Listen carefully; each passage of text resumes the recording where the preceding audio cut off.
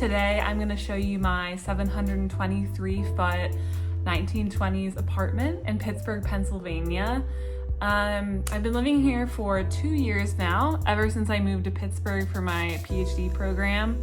And decorating and collecting items for my apartment is one of my favorite hobbies, and I really wanted to capture my space since I'm about to move in with my partner in a few weeks. So let's get started. So we'll start with my entryway, where I've got a shelf for my shoes. I really wanted a unique way to store shoes and other items, and this Wayfair shelf fits perfectly into the space and could even fit my tall boots. So over here is a shoe bench, which I actually found by a dumpster for free. And then I've got a few different baskets for storage. And then moving up is this wooden coat rack that I got from Etsy. I think it's really cute. And then all of the art is just postcards and cutouts from magazines with frames from Goodwill. This mirror I thrifted from the Habitat for Humanity Restore when I was in Asheville, North Carolina. Above my shoe shelf over here, I have some photos from my friend's PhD graduation party, some little Polaroids, and then this picture that my mom got me that looks just like my cat's. And then on top of the shelf, I keep a little tray for my sunglasses, which really helps me keep track of them. And then I have this cute thrifted lamp, and most importantly, these mittens that my aunt made featuring my kitties, Rory and Theo. I think they're so incredible, and I like to have them out so that I can look at them and show them to people. And now I'm just gonna show you quickly what the entryway looks like from inside the apartment. I didn't mention the rug before, but I got it majorly on sale from Bed Bath & Beyond when they were having their kind of liquidation sales last year. So that was a good find. Now I'm taking you into the living room. This room has honestly taken a lot of patience and time to put together and get it looking how I want it. Over here is one of my favorite little nooks in the apartment. Up on the wall is a print by the artist Wyatt Bunce. I first heard of him through the YouTuber Paige Wassel. Shout out Paige, I love your videos. And I was getting a print from him for my mom for Christmas, and I loved his work so much that I just had to get one for myself too. This really cool drop leaf table came from the same Habitat for Humanity Restore as the mirror that I showed you. These dried flowers came from a store called Roxanne's Dried Flowers in Pittsburgh. I've bought multiple arrangements from there. These books came from my grandparents' house, and then the bus candle is just from Amazon. Over here is some felt art that I bought in my hometown, and the white squirrel is very symbolic because it's kind of the mascot of my town, so it always reminds me of home when I see it. And then up here are just some little pictures I thrifted from Goodwill. And then over here is a lovely original built-in bookshelf. There's another one in my dining room, and these are probably my favorite feature of the whole apartment. I think they add so much charm. Up here is a rose that I pressed from Valentine's Day with my partner. It was a really easy little craft, and it makes me so happy when I see it because it reminds me of him. And then right below the light switch is a picture of my mom when she was in her 20s with her cat at the time. Over here is my cloffice, or closet turned office. I simply removed the door from its hinges, and then I kind of crammed a table from Amazon in here. And then I have it decorated with various personal items, photos, things from thrift stores, things that remind me of people in my life. And I will confess that although I think the cloffice is a very cool concept, I don't use it as much as I had imagined. It might actually be because I keep my cat's litter box underneath the table, so it doesn't always smell great. Over here are my bookshelves. I've been an avid reader my whole life, so my books are definitely my prized possessions. Up here is a painting that was at my grandparents' house. I absolutely love the playful style and the pop of red that it brings into the room. So over here, this bookshelf contains all of my nonfiction, which is definitely my preferred genre at this point, as well as some mementos like these candles from my cat's birthday, a red envelope from Chinese New Year with my grad school friends.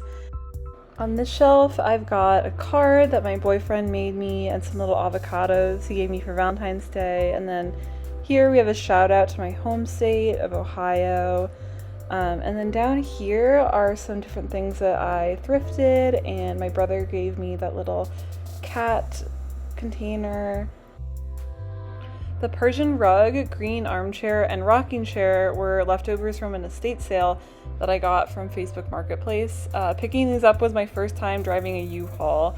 The woman's house was really memorable because it was filled with dog paraphernalia, and it even had dog stained glass windows and a dog-themed bathroom.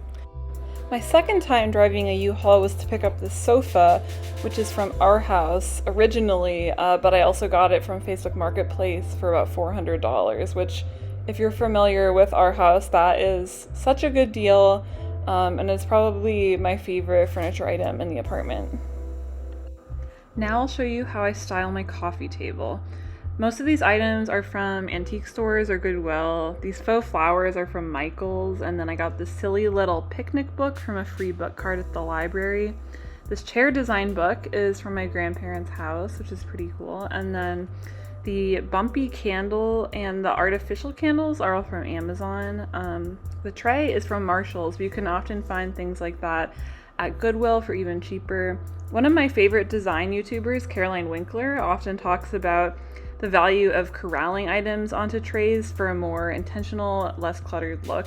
Her advice has really helped me to learn how to display all my little trinkets while maintaining a tidy look.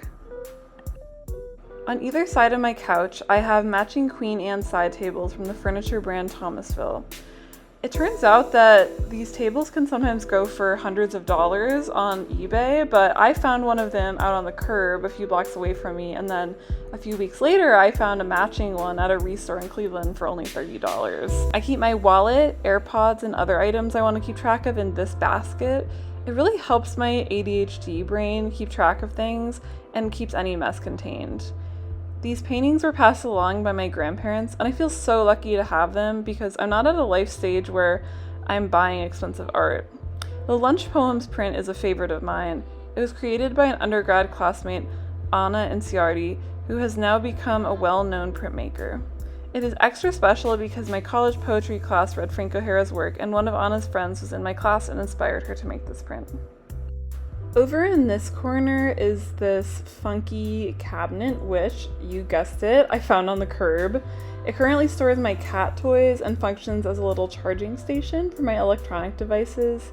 The cat tree over here isn't necessarily my most stylish furniture item, but the kitty spends so much time on it, napping, playing, and looking out the window.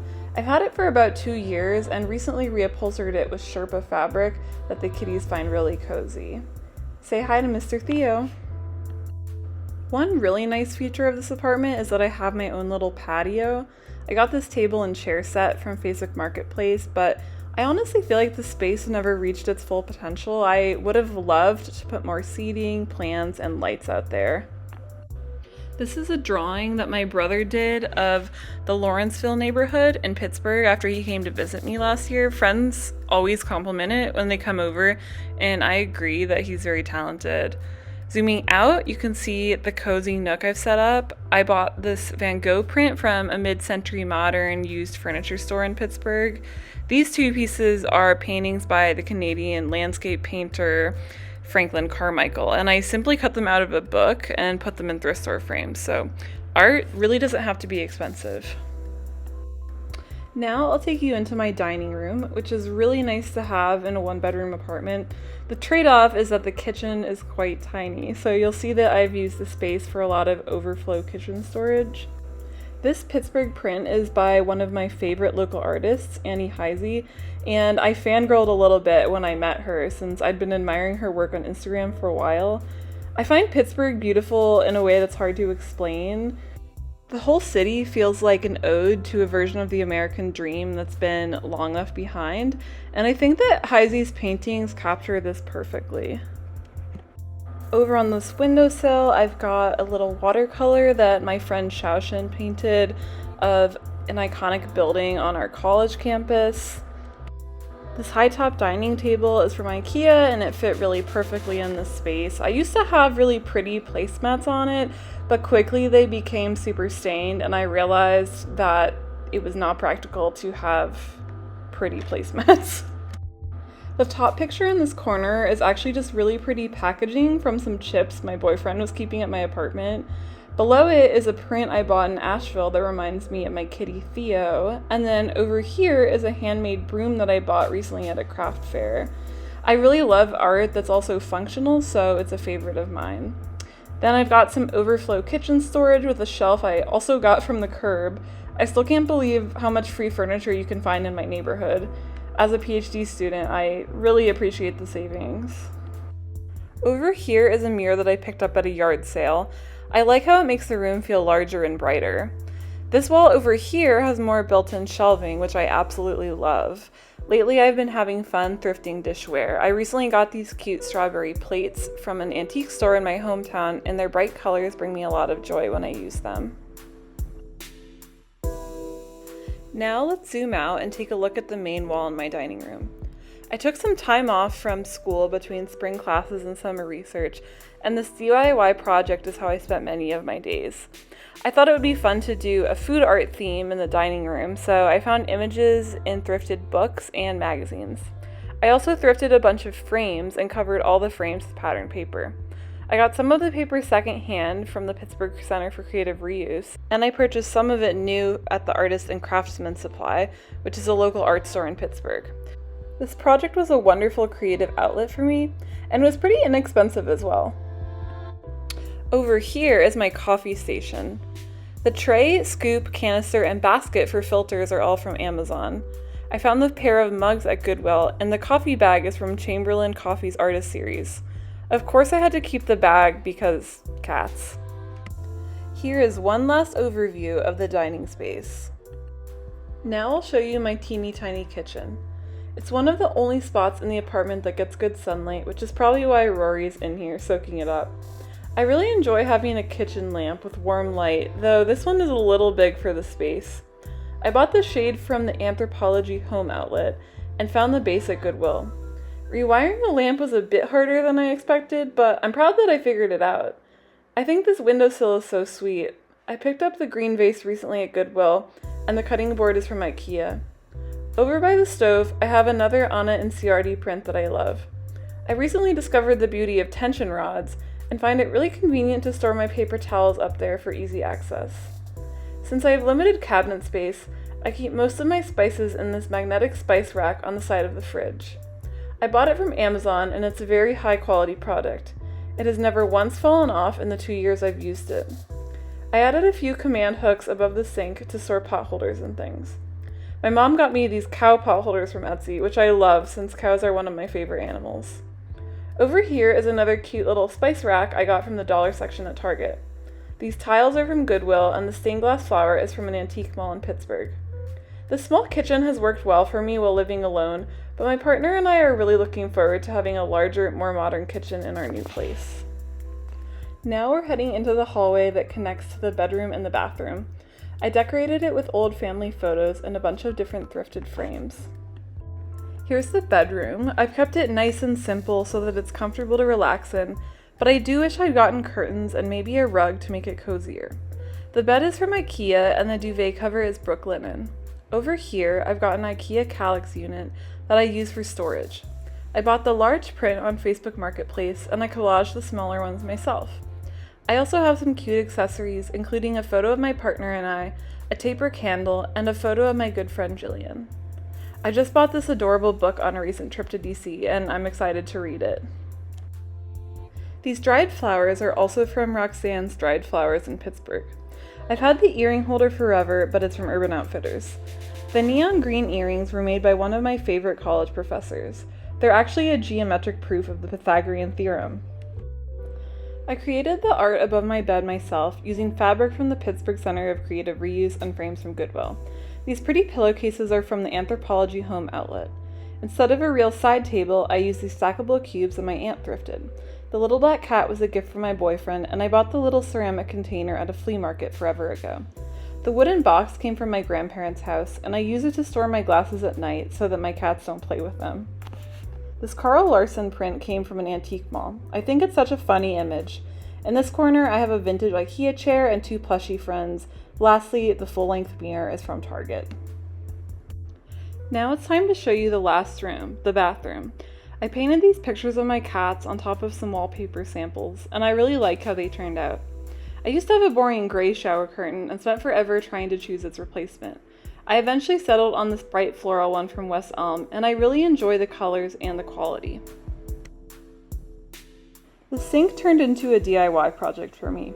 I didn't like the beige countertop and cherry wood cabinet, so I decided to cover them in contact paper to make it look more modern. In my opinion, the black cabinet doors look great, but the marble paper was difficult to put around the sink and has not aged well. I don't see myself using contact paper on such a heavily used surface again. I also swapped out the knobs for these cute ones from the Anthropologie Home Outlet. This bathroom doesn't have much built-in storage, so I got this over-the-toilet cabinet from Wayfair, which has worked well for storing toiletries. Here's one final look at the bathroom, and that's the end of the tour.